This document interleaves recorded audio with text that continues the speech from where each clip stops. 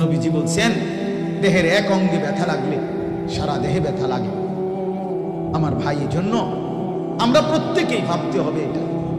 এইভাবে আজকে ফিলিস্তিন, সিরিয়া, মিশর, তারপরে ইরাক, ইরান, লেবানন, এরপরে সুদান, এরপরে সোমালিয়া, এরপরে Bosnia, Chechnya, Kashmir, Rohingya, Arakan, এরকম মজলুম মুসলমানের দেশ অঞ্চলের পরে কখনো যদি আমার অঞ্চলের নাম আসে, আজ যেমন আপনারা ফিলিস্তিনের মজলুম মুসলমানের, এটা কি গল্প শুনতেছেন না তাজা ঘটনা দেখতেছেন? তা আজ যদি চোখে দেখেন মুসলমানের হসপিটালের মধ্যে বোমা মেরে 500 রোগী চিকিৎসাধীন, মা, বোন, নারী, পুরুষ, বাচ্চা, তাদেরকে রক্তে ভাসায় দিছে। এটা তো আর ঘটনা না বাপ, এটা কিচ্ছা না, এটা গল্প না, এটা চোখে দেখা। তাইলে আমরা যদি ইমানের উপরে না উঠি, আমরা যদি সেজদা না দেই, আমাদের সন্তানদেরকে যদি চরিত্রবান দিনদার না বানাই, এমন আযাব, এমন গজব, এমন মুশকিল, এমন মুসিবত আমাদের উপরে আসতে পারে না? আমি সতর্ক করছি আমাকেও, আপনাদেরকে। মাত্র 1.5 কোটি অথবা কম বেশ সারা পৃথিবীতে ইহুদি 1.5 কোটি, 1.5 কোটি না, 1.5 কোটি। আমরা ঢাকা শহরে মানুষ আছে তার চাইতে 3 ডবল। কথা বোঝেন না? 1.5 কোটি, এর মধ্যে 1.5 কোটি ইহুদি ইসরায়েলে না, ইউরোপ, আমেরিকাতে প্রচুর। সর্বোচ্চ 1 কোটির চাইতে অধিক কম ইসরায়েলের ইহুদি। এই অল্প কিছু ইহুদি যারা 1 কোটি হবে না, 70-80 লাখ এরকম ইহুদি, তাদের আক্রমণে, তাদের এই অহংকার, মুসলমানদের উপরে এই পরিমাণ জুলুম, যদি 130 কোটি অধিবাসী সম্বলিত যেই বর্ডার আমাদের চতুর্দিকে, বুঝেন নাই কিছু? 130 কোটি বিধর্মী চতুর্পাশে রেখে মুসলমান আরামে ঘুমান কেমনে, মোবাইল টিফেন কেমনে, টেলিভিশন সান কেমনে? বুঝছেননি মাকসুদ ভাই কিছু বলে? রাজনৈতিক হিসাব কিতাব তো তাদেরটা তাদের, আমাদের হিসাব তো হলো ঈমান আর কুফরে। ঈমান আর কুফর। আমরা এক ছোট্ট বাংলাদেশ, কতটুকুর এরিয়ার ভিতরে আমগরে উড়াইতে লাগবে কয়দিন? আমগরে সমান করে দিতে কয়দিন লাগবে? এজন্য বাপ, আল্লাহ তাআলা বলছেন, এই 3টা আমলের কথা বললাম। 1 নাম্বার 5 ওয়াক্ত নামাজ, 2 নাম্বার তাহাজ্জুদ, 3 নাম্বার দোয়া। এরপরে মজার কথা, এটা উলামায়ে কেরাম তো বুঝবেনই, এরপরের আয়াত কি বলে? ওমা কয় না একজন হাফেজ সাহেব কোন? হ্যাঁ, এইটাই বুঝেন নাই হিসাব। এরপরের আয়াত, ওয়াকুল জাআল হক ওয়া যাহাকাল বাতিল ইন্নাল বাতিলা কানা যাহুকা। এই আয়াত এটা শুনছেন না বহুত? এইটাই এরপরের আয়াত, 4 নাম্বার আয়াতে। মানে আগের 3টা আয়াতে 3টা আমল, 5 ওয়াক্ত নামাজ, তাহাজ্জুদ আর কি দোয়া। এরপরে আল্লাহ বলছে, মানে নবীজি যেন বলছে, রব্বুল আলামিন আমার উম্মত নিয়া, আমার সাহাবী নিয়া আমি 5 ওয়াক্ত নামাজ, তাহাজ্জুদ, দোয়া পুরা হক আদায় করলাম। আল্লাহ বলেন, ওমা কি কন তো কইবেন না, যা আল হক, হকের বিজয় হয়ে গেছে। অকুল মানে নবীরে কইছে, আর কইবেন না ওমা তার বইয়ের কি লেখা? এই 3টা বুঝ করছেন তো? হ্যাঁ, 100 বুঝ করছি। কথা তো বলে হকের বিজয় হইছে, ও যাহাকাল বাতিল, বাতিলের পরাজয় হয়ে গেছে। হ্যাঁ, বদরের যুদ্ধের ইতিহাস এমনটাই বলেন, বদরের যুদ্ধের ইতিহাস বলেন। সাহাবায়ে কেরাম 5 ওয়াক্ত নামাজ তো আদায় করছে, রাত্রিবেলা সাহাবায়ে কেরাম নবীজি তাহাজ্জুদের নামাজ আদায় করছে রাত গভীরে। এরপরে যুদ্ধ শুরুর আগ মুহূর্তে আল্লাহর নবী সাল্লাল্লাহু আলাইহি সাল্লাম পাহাড়ের টিলার নিচে সেজদায় পড়ে আল্লাহর কাছে অঝরে কাঁদতেছে। আর বুখারীর riwayat নবীজি দোয়া করতেছে, আল্লাহুম্মা ইন তুহলিক হাদিহিল ইসাবা লান তুবাদা ফিল আরদ। আল্লাহ, আমার এই ছোট্ট দল 313 জনের এই ছোট্ট কাফেলা, আমার আজকে 13-14 বছরের মেহনত, আমার তায়েফের রক্তের আঘাতের বিনিময়ে আমি এগরে সাজাইছি। আল্লাহ, আমি 13টা বছর মক্কায় দুয়ারে দুয়ারে ধাক্কা খাইছি, রাস্তায় রাস্তায় ধাক্কা খাইছি, আমার উপরে জুলুম আর নির্যাতনের কোনো কিছু বাকি রাখে নাই। আমি এই সব পুঁজি নিয়ে আমার এই সামান্য আয়োজন 313 জন দাঁড় করাইছি। আপনি যদি এগরে আজকে কাফেরের হাতে ধ্বংস করে দেন তো মাওলা, আমার তো মনে হয় আপনার জমিনে আর আপনার বন্দেগী করবে কে? তাই আল্লাহ তাআলা বলেন, জিবরাইল, আরে যাও না, বন্ধুর কান্না দেখো না, যাও সাহায্য নিয়ে যাও। তো জিবরাইল 1000 ফেরেশতা সবুজ পাগড়ি পরিহিত এসে একসাথে যুদ্ধ শুরু করছে। মক্কার কাফেররা যেদিকে তাকায় তাকায় দেখে লাজন আসের শুনছে 313, এখন দেখা যায় কম পক্ষে 1000 পার হইয়া 2-4000 দেখা, মানে ডবল ডবল দেখে। ইয়ারাউনাহুম মিথলাইহিম রাইয়াল আইন, ডবল ডবল দেখা। আল্লাহ বিজয় দান করছে। আল্লাহ কি দান করছে বলেন না? এই জন্য মনে রাখতো, ফিলিস্তিন আমার বাপ কোরআন ভবিষ্যৎবাণী দিয়ে রাখছে। সূরা আরাফের 167 নম্বর আয়াতে যেটা আমি পড়লাম, ইলা ইয়াউমিল কিয়ামah, কিয়ামত পর্যন্ত আল্লাহ বলছে আমার ফয়সালা তাআদ্দান, এটা আমার আযান। আযান এটা কি? আযান। আযান এটা মিস কল, এটা আমার আযান। আল্লাহ বলে ইজ তাআদ্দানা রাব্বুক, আল্লাহ বলছে আমার আযান দিলাম, আমি ঘোষণা দিলাম কিয়ামত পর্যন্ত ইহুদি হেরে যাবে। এটা ইহুদিদের ব্যাপারে আয় স্পষ্ট একেবারে, যেই কোন তাফসীর দেখেন, তরজমা দেখেন, এখানে ইহুদিদের ব্যাপারে কোরআনের সূরা আরাফে সবচেয়ে বেশি মুসা নবী, বনি ইসরাইল, ইহুদিদের ব্যাপারে সবচেয়ে বেশি আলোচনা আছে এই সূরাতে। গত সপ্তাহখানেক এই কয়েকদিন টানা আমরা সারাদিন এগুলোই পড়ি। এই আমার ঘরের মধ্যে 3-4-5টা বই আছে, এগুলো এই লইই পড়ি সারাক্ষণ। ইহুদি, বনি ইসরাইল, মুসা আলাইহিস সালাম, সুলাইমান আলাইহিস সালাম, ফিলিস্তিন, বাইতুল মুকাদ্দাস, এই লইই পড়ি। ঘটনাটা কি? কিন্তু কলিজার মধ্যে এই সান্ত্বনা আছে। আল্লাহ বলছেন আমার ওয়াদা, ইহুদিরা চূড়ান্ত শাস্তির মুখোমুখি, একদিন না বারবার এই দুষ্ট জাতি একেবারে সবচেয়ে বেশি আল্লাহ তাআলা 1 লক্ষের চাইতে বেশি, কয় লক্ষ?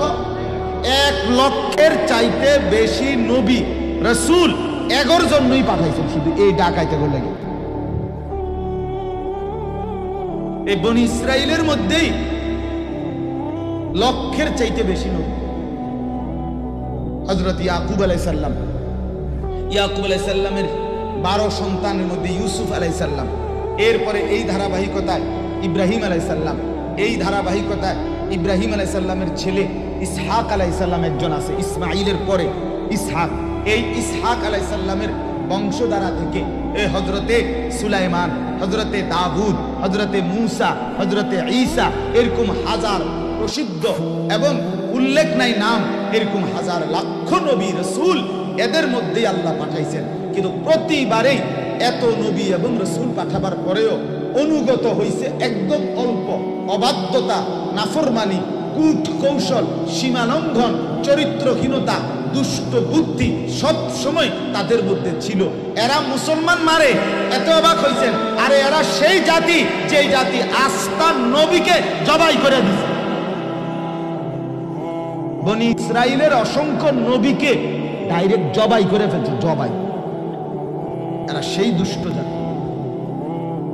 পৃথিবীর সমস্ত দুষ্টামি, সারা বিশ্বে যত আন্তর্জাতিক দুষ্টামি, ষড়যন্ত্র, সব এক হাতে, সব এদের হাতে। এই ইহুদি, ওয়ালা তাজিদান্না আশাদ্দান নাসি আদাওয়াতাল লিল্লাযীনা আমানুল ইয়াহুদ। কোরআনের আয়াত। আল্লাহ বলে মুমিনরা তোমাদের বিরোধিতায় সবচেয়ে কঠোর কিয়ামত পর্যন্ত থাকবে যারা, তারা হলো সরাসরি আল ইয়াহুদ। কারা কারা বলেন না? এজন্য বাপ শুনতেছেন আমার কথা? এজন্য মনে রাখেন, ইহুদিদের সাথে শুধু ফিলিস্তিনের সমস্যা না।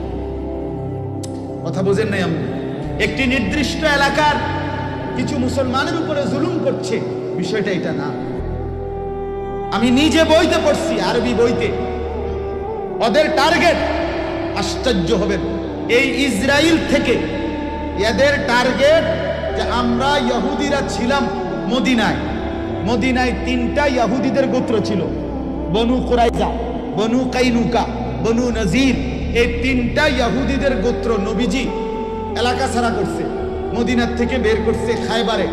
হযরত ওমর রাদিয়াল্লাহু তাআলা যখন খলিফা হয়েছে, তখন ওমর রাদিয়াল্লাহু তাআলা রাষ্ট্রীয় ফরমানে খায়বার থেকেও ইহুদিদেরকে বের করছে। বলছে যে একবারে জাজিরাতুল আরব, আরব সীমানা থেকে তোরা বাইর। এই জন্য ইহুদিদের এই ইসরায়েল রাষ্ট্র প্রতিষ্ঠার টার্গেটের মধ্যে একটা অন্যতম টার্গেট যে আমরা এখান থেকে শেষ পর্যন্ত মুহাম্মদের মদিনা, যেখানে আমাদের পূর্বপুরুষের আবাসভূমি ছিল, ওইটা পর্যন্ত দখল করব। আপনারা শুনছেন না, পূর্ববর্তী জামানায় সুলতান নূরউদ্দিনের আমলে লাশ চুরি করার জন্য রাসূলুল্লাহ সাল্লাল্লাহু আলাইহি ওয়াসাল্লামের এই ইহুদিরা ষড়যন্ত্র করছে। তাহলে শয়তানি কত নম্বর তাগো মাথা আপনি বুঝে নেবেন? হ্যাঁ, কত নম্বর? তাহলে এটা গল্প শুনলে হবে না, এটা কিচ্ছা শুনলে হবে না।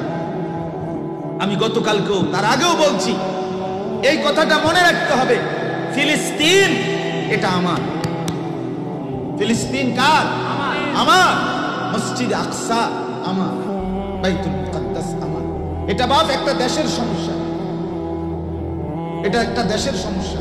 এটা নির্দিষ্ট কিছু মুসলমান মজলুম হচ্ছে, এটা এই ইহুদিরা। আল্লাহর নবী সাল্লাল্লাহু আলাইহি সাল্লাম বলেন, দাজ্জাল যখন বের হবে, আমি নিজে এই হাদিস নিজ চোখে পড়ছি। আমার কাছে কিয়ামতের আলামতের উপরে এর মোটা আরবি কিতাব আছে, মাওসুআতু আশরাতিস সাআ, ওই কিতাবে আছে। আল্লাহর নবী সাল্লাল্লাহু আলাইহি সাল্লাম বলেন, কিয়ামতের পূর্বে যখন দাজ্জাল বের হবে, কে বের হবে? এই দাজ্জালের সাথে 24 ঘন্টা দাজ্জালের সহযোগী হিসাবে, দাজ্জালের প্রধান বাহিনী হিসাবে 70,000 70,000 ইহুদি। নবীজি বলছে দাজ্জালের সাথে 24 ঘন্টা 70,000। ওই ছেলে এনে দাঁড়াইয়া মোবাইল টিপো না, মোবাইল বাইরে গিয়ে টিপো। হ্যাঁ যাও, ওই মাঠের বাইরে যাও। আহম্মক কোথাকার, জিন্দিগিটাই মোবাইল, জিন্দিগিটাই মোবাইল। জীবনের হাসি কান্না আনন্দ অনুভূতি সব দুশ্মনের হাতে দিয়ে দিছে, সব দুশ্মন। ফেসবুকের প্রতিটা ছবি সবার আগে দুশ্মন দেখে, ইউটিউবের প্রতিটা ছবি সবার আগে দুশ্মন দেখে। ফেসবুক, ইউটিউব বলেন আর ইন্টারনেট বলেন, এটা নিয়ন্ত্রণ করে কাবা শরীফের ইমাম সাহেব না? বোঝেন না আমার কথাটা? এটা কে নিয়ন্ত্রণ করে? মসজিদে নববীর ইমাম সাহেব। তো টাকা আমার, শরীর আমার, যৌবন আমার, মোবাইলও আমার, এমবিও আমার, মজা মারে দুশ্মন। বলতেছিলাম আল্লাহর নবী সাল্লাল্লাহু আলাইহি ওয়াসাল্লাম বলছেন, দাজ্জালের সাথে 24 ঘন্টা 70,000 70,000 কয় হাজার? 70,000 ইহুদি নিয়মিত তার সাথে পূর্ণ টাইম থাকবে। দাজ্জালের প্রথম বাহিনী ইহুদি। এই জন্য এই যে হাইকাল, হাইকাল মানে মসজিদ এদের ভাষায়, ইসরায়েলিরা এই মসজিদে আকসাটাকে এত শক্তভাবে ধরে রাখছে কেন? এখানে তারা দাবি এটা ঈসা আলাইহিস সালাম, আরে সুলাইমান আলাইহিস সালাম বানাইছে। হাইকালে সুলাইমানি কয়টারে তারা মসজিদে আকসা বলে না, তারা বলে হাইকাল সুলাইমানি করে। অর্থাৎ সুলাইমান আলাইহিস সালামের মসজিদ এটা। ডোম অফ রক, এই যে উপরের যে গম্বুজ, পাথর নির্মিত গম্বুজ বলে এটাকে, ডোম অফ রক বলে। এই ইহুদিরা তাদের অপেক্ষা যে আমরাই সুলাইমান আলাইহিস সালামের বংশধর, এবং শেষ জামানায় পৃথিবী শাসন করবে আমাদের যে মহান নেতা, আমরা যারে কই দাজ্জাল, তারা বলে মাসিহ। তারা এটারে কোনোদিনও দাজ্জাল বলে না, বুঝেন নাই আমার কথা? তারা বলে আমাদের মাসিহ আসবে শেষ জামানায়, তাকে সাথে নিয়ে আমরা গোটা পৃথিবী রাজত্ব করব। এই জন্য আর আমাদের এই মহান নেতা দাজ্জাল মাসিহ যিনি আসবেন, তিনি এখানেই আসবেন এবং এই বাইতুল মুকাদ্দাসের পাশেই উনি উনার সিংহাসন বসাবেন, এখানেই রাজত্ব করবেন, এখান থেকেই গোটা বিশ্ব শাসন করবেন। এই জন্য তারা সুকৌশলে 1909 খ্রিস্টাব্দে সুলতান দ্বিতীয় আব্দুল হামিদ, মুসলমানদের খলিফা উসমানী খেলাফত, তুর্কি খেলাফতের লাস্টের দিকে একজন বিখ্যাত খলিফা ছিলেন সুলতান দ্বিতীয় আব্দুল হামিদের কাছ থেকে প্রথম ফিলিস্তিনের কিছু জমি কিনতে চাইছিল ইহুদিরা ঘর করার জন্য। তিনি প্রত্যাখ্যান করছেন, ষড়যন্ত্র করে উনাকে সুলতান থেকে বাদ করে দিছে। এরপরে তুর্কি খেলাফতের মধ্যে যখন আপনার উসমানী খেলাফত শেষ হয়ে গেছে, এরপরে আপনার সারা ওই অঞ্চলে সেকুলারিজম, ধর্মনিরপেক্ষ মতবাদের প্রবক্তারা, তারা যখন সমাজ রাষ্ট্র গঠন করছে, তখন মুসলমান যারা পাশ্চাত্যের ইউরোপিয়ানদের মতাদর্শে ছিল, তারাই আপনার এই সর্বপ্রথম ফিলিস্তিনে ইহুদিদেরকে জমি কিনতে দিছে।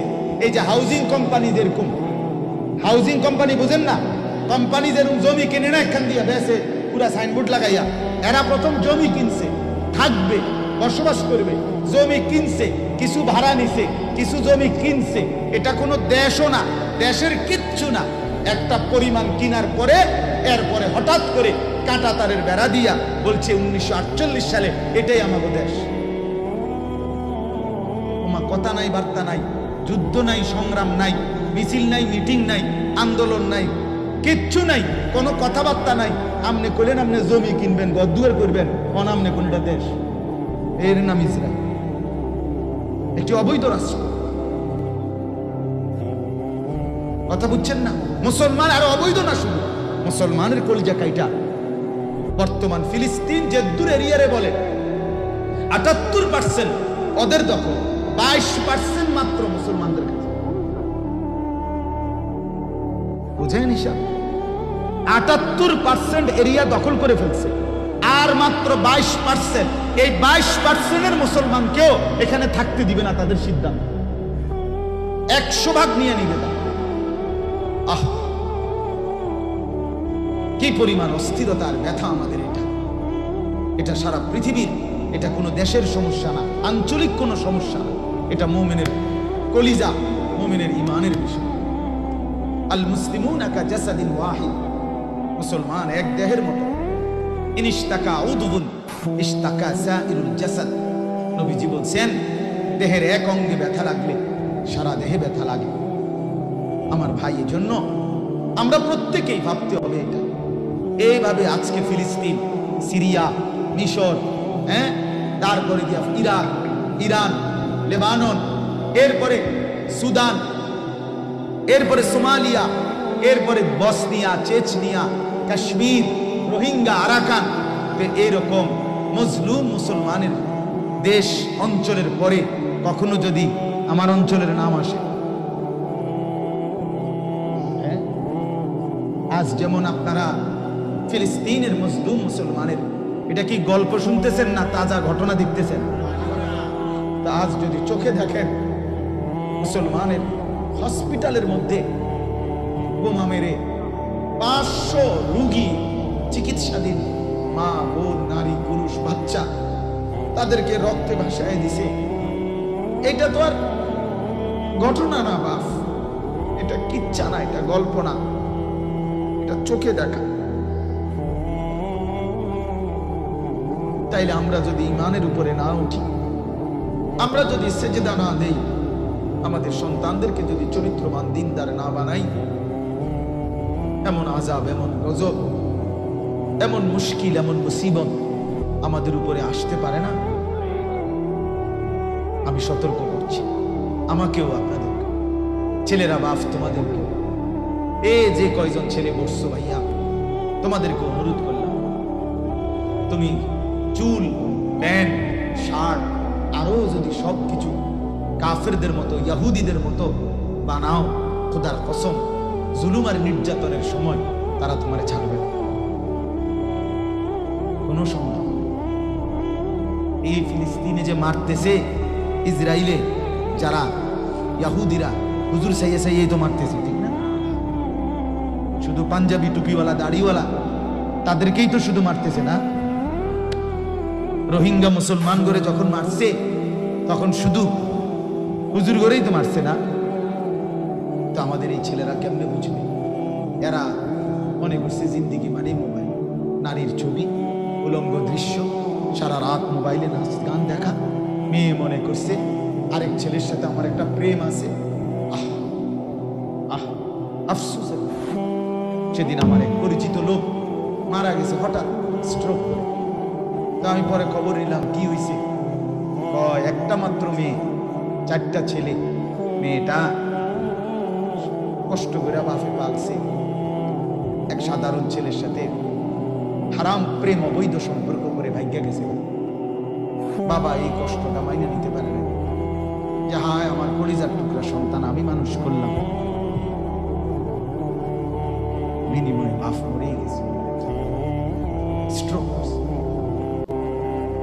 আচ্ছা আমাদের ছেলেদের হালাত দেখেন, জানেন না তো মুরব্বীরা, জানেন না আপনারা, আপনাদের ঘরে ঘুমায় ছেলে, আপনার ঘরে ঘুমায়, আমনের লগের রুমে ঘুমায়, আমনের বানানো খাটে ঘুমায়, সারা রাত উলঙ্গ ছবি দেখে সারা রাত। মেয়েটা আপনার ঘরে ঘুমায়, বেনামাজি, বেপর্দা, বেহায়া মেয়েটা সারা রাত মোবাইলের সাথে কথা বলে না। আমি খোলামেলা বললাম, উলঙ্গ না শরীর, সারা দেহ উলঙ্গ, পরের ছেলেকে দেখায়। এখন মোবাইলে শুধু কথা বলে না, ছবি দেখা। আপনার ঘর জাহান্নামের টুকরা।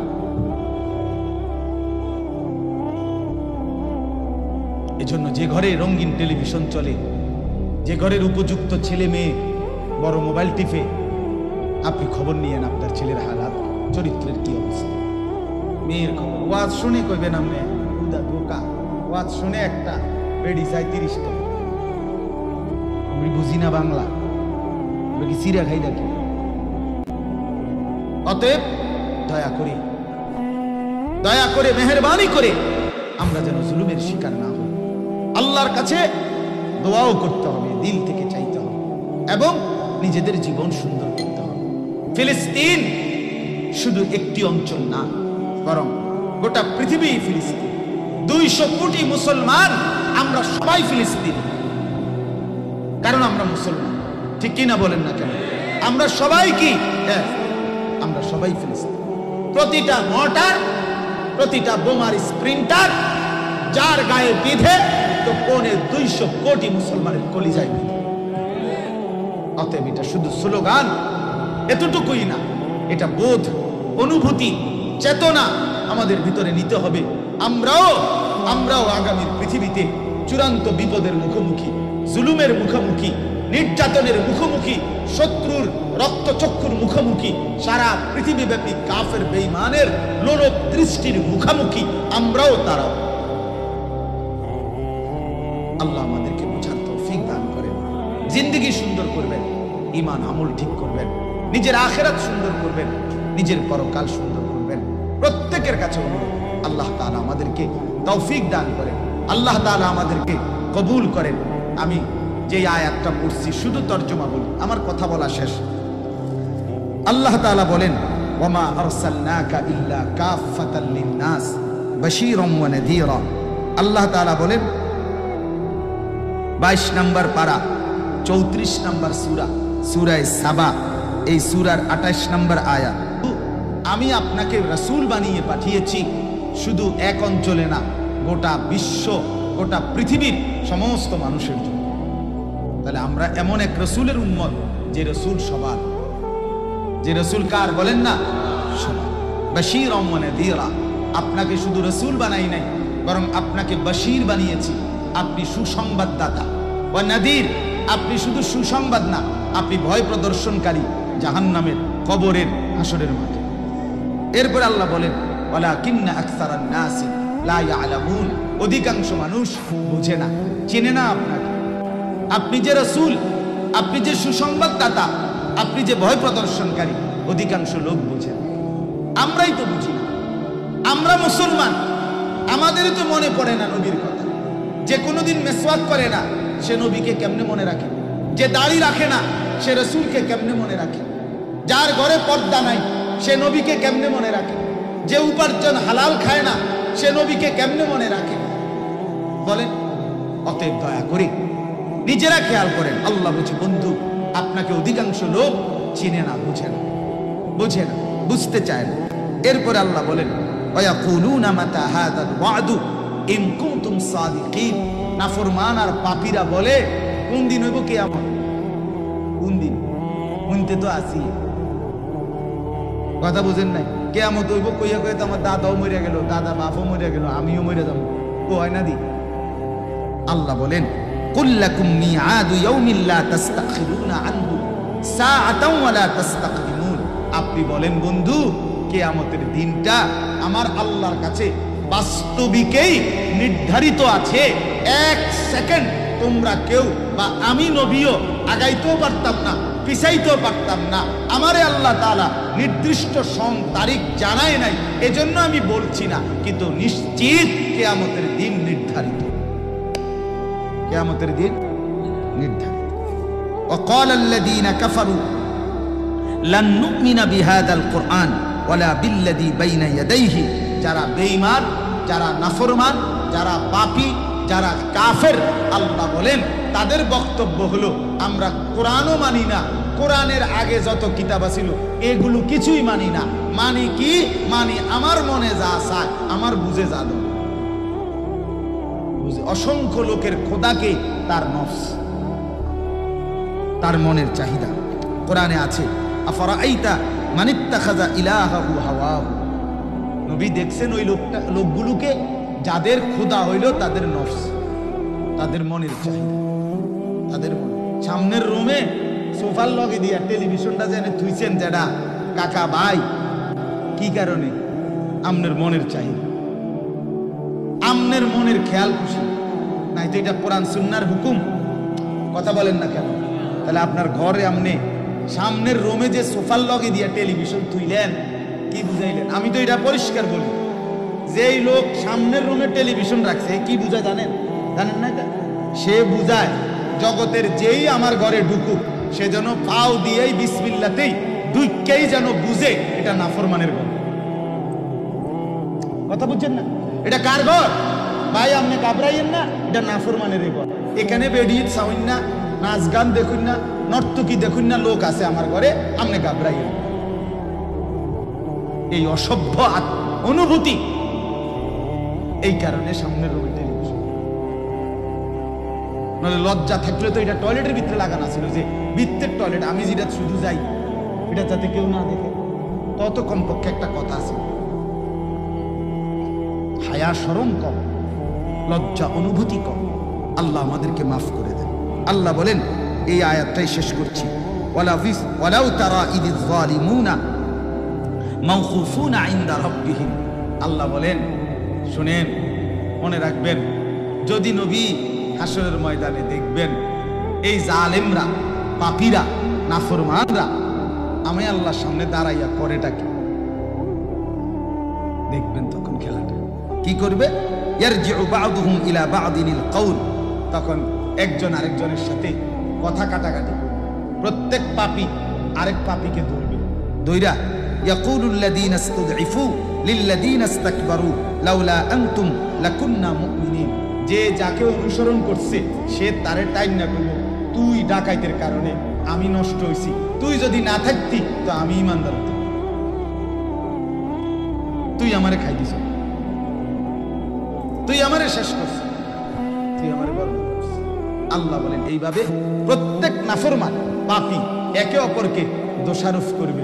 কিন্তু যে যাকে দোষারোপ করবে, যে যাকে দোষারোপ করবে, সে বলবে, কি ব্যাপার, আমি বুঝি তোমারে কইছি নাফরমানি করতা? হ্যাঁ, আমি বলছি, তুমি কি চোখ কান খোলা ছিল না? তুমি কি বুঝো নাই? তুমি কি আল্লাহর কথা শুনো নাই? তুমি কেন? বাল আনতুম মুজরিমুন, বরং তোমরাই পাপী, তুমি তোমার নাফরমানি। অতএব হাসরের ময়দানে কেউ কাউকে দোষারোপ করা, ডাকবার, পরামর্শ নেওয়ার, অভিযোগ দায়ের করার, কারো উপরে চাপাইয়া দেওয়ার খোদার কসম কোনো সুযোগ পাবেন না। আজ যদি না বদলান তো হাসরের ময়দানে নিজের সমস্ত পাপ নিজের কাঁধে নিয়ে কে করাইলো এটা আর দেখার বিষয় না। এই পাপগুলো নিয়ে জাহান্নামের আগুনের মধ্যে আপনাকেই জ্বলতে হবে।